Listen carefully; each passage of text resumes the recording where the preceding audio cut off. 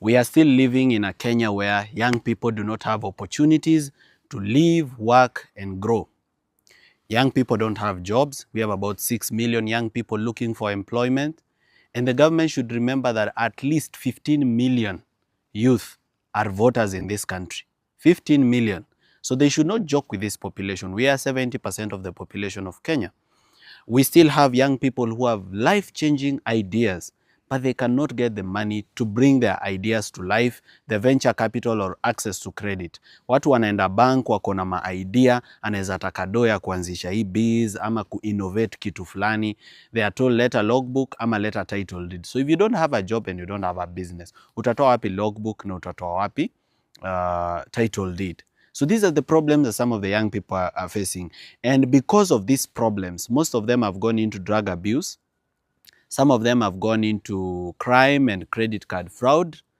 Others are now selling their dignity. You know, people are selling their nudes on OnlyFans and strip chat for them to be able to earn a living. And this is not the dignified living that the young people of Kenya should be having. So as a person who speaks on behalf of the young people, I want to say that the Gen Z revolution that we had in 2024, the issues we were complaining about, not even one of them has been solved.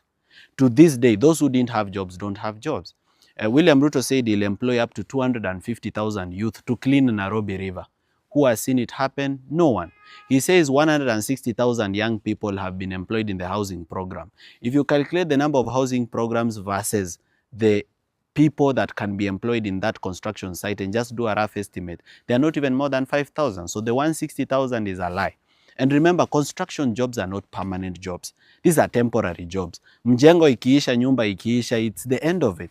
So what we need is sustainable employment for young people or opportunities to access capital. Kama mtu ako na idea na anataka tu do ya kubring idea to life, private sector kukuwe na venture capital, kukuwe na a connection between the people who have the money to invest and the people who actually need that money, which are young people who have thought of great ideas, life-changing solutions that they can do in this country.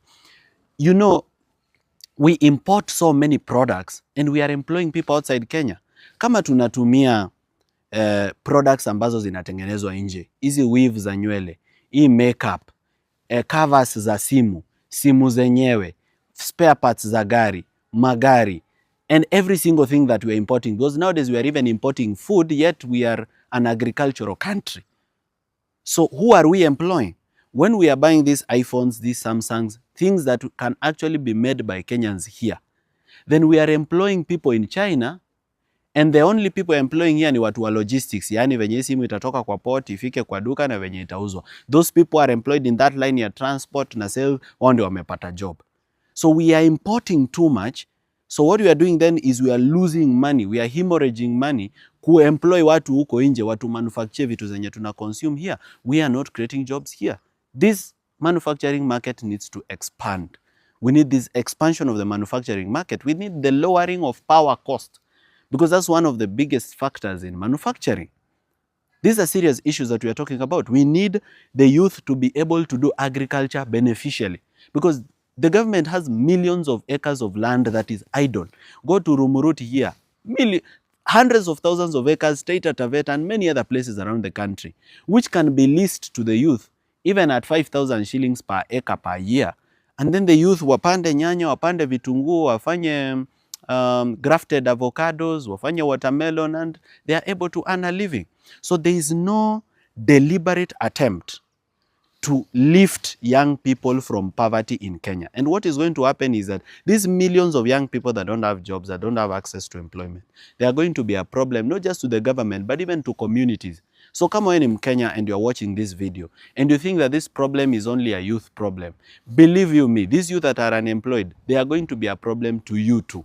Because once there's crime in your communities, then you are also not going to enjoy whatever you've earned. So we need to be more deliberate about helping these young people to avoid depression, to access opportunities in the market, and to be able to live, work, and grow. And I don't think it's the government's job to create jobs. I believe it's the private sector's job to create jobs. If you empower me as a businessman and somebody else, we access capital at a lower rate, okay, we'll be able to expand our businesses and be able to employ more young people. So this is something we need to talk about. Wase wengi sana hawana job, wase wengi hawana access to opportunities, na tusipowaongelea, they will lose the conversation. And this is something that if I'm elected as your president, I'll be very, very focused to do. Thank you, guys. I wish you a great week. May you be blessed in everything that you do. May everything you touch turn into a blessing. I hope that your ideas will become life-changing and that from this video, you're going to begin to understand what the problem is so that we can reason together on how we can solve the Kenyan problem.